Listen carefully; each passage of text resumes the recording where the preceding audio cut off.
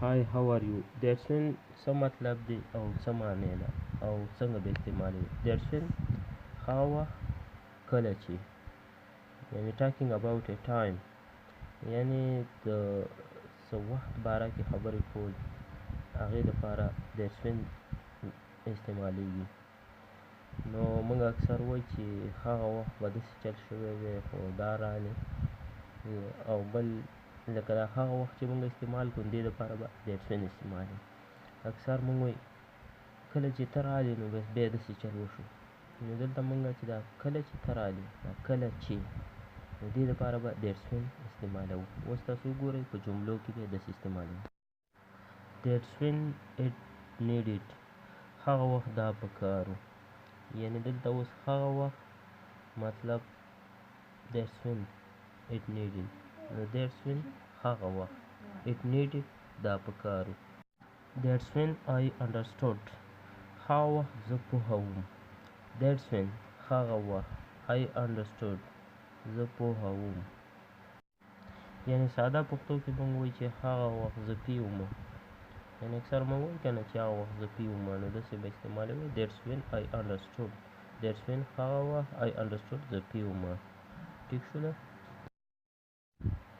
that's when I reached the everything is finished یعنې دلته موږ لیکلي دي کله چې زه ورسېدم نو هر څه ختم و.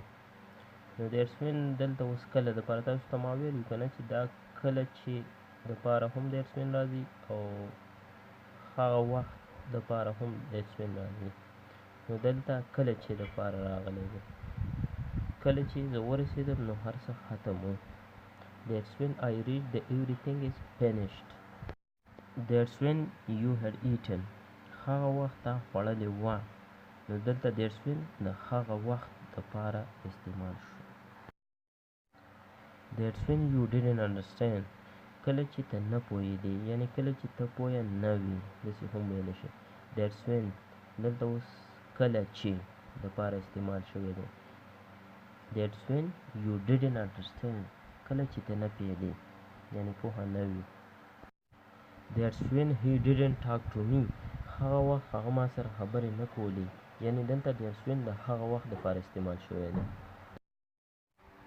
that's when دا کنجنکشن دی د یو به زه تاسو ته ویډیو جوړوم او امید ساتم چې تاسو به پرې ښه پوه شوي وي. that's what that's when دې ټولو باندې د موټیویشن دپاره ویډیو لایک کړئ او شیر یې کړئ او سبسکرایب یې هم کړئ. ورسره د ګنټې نشان پرس کړئ چې تازه تازه نوټیفیکیشن تاسو ته میلاویږي په ویډیو